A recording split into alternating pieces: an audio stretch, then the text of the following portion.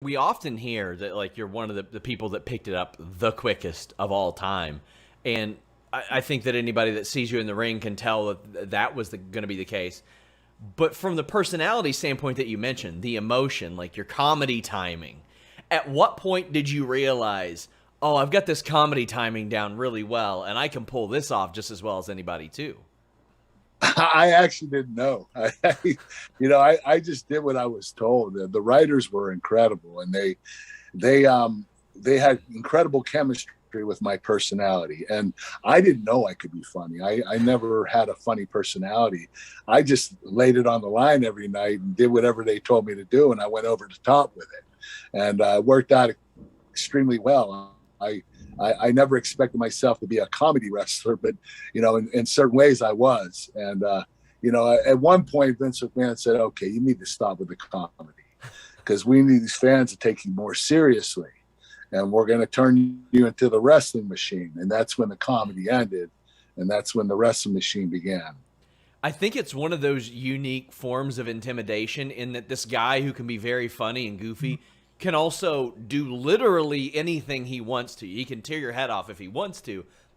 I think there's something uniquely like appealing about that. And if you were to make like a list of the 20 funniest moments between like 99 and '06, you've probably got half of them. I think because of that, because I think for a while people didn't expect that of you.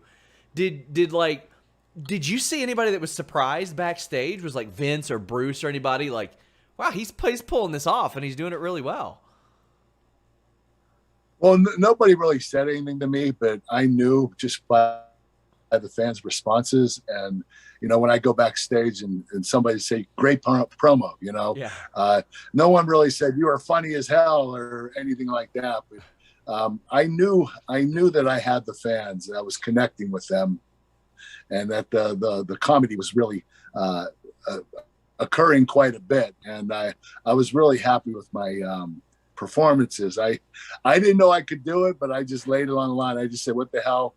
Just go out there and be as goofy as you can." So let's talk about a couple of those. Did you all have to do like rehearsals for the milk truck thing? Like what was the preparation like for something like that where a lot of things can go wrong? Well, we didn't rehearse it. They did rehearse it earlier in the day. They had a guy drive the milk truck in and test it to see if it would clear the Titantron and get through to the ring. And other than that, we didn't rehearse it. It was just a done deal. And you when the show goes on, no matter what. So if it's a catastrophe, it ends up being a catastrophe. But that night, it worked out extremely well. I was very happy with it. Then of course you had the hilarious Shawn Michaels song after you had beaten Marty Jannetty. Who worked with Sexy Kurt. Oh God, it was so perfect. Who wrote that for you? Who did you work with directly on stuff like that?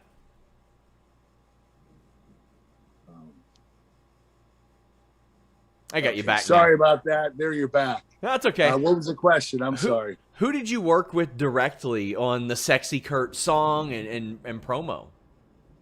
Brian Gewirtz. He was my writer in WWE. I think he was the best writer in the history of the business. Actually, Dwayne "The Rock" Johnson hired him Yep. to be a writer for his production company, and that was a very smart move.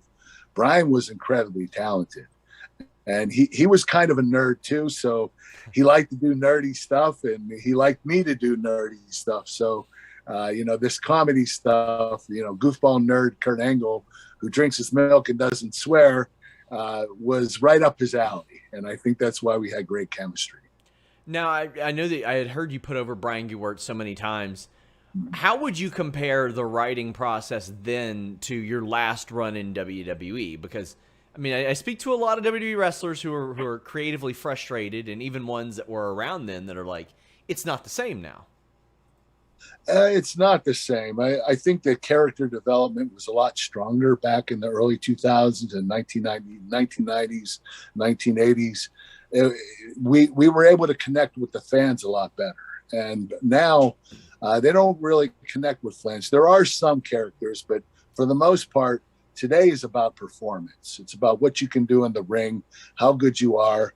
It's about high flying stunts and acrobatic stuff. And these guys are incredible athletes today, but it's changed quite a bit. And I think the reason is, back then it was more R-rated, it was more for adults, and the content was for adults. Now it's PG rated, and they market toward kids, and they don't want a lot of this, I guess, comedy that might be adult oriented, wouldn't really connect with the young audience. And they're a publicly traded company now, so there are certain things they can do and certain things they can't, and they can't duplicate the Attitude Era anymore.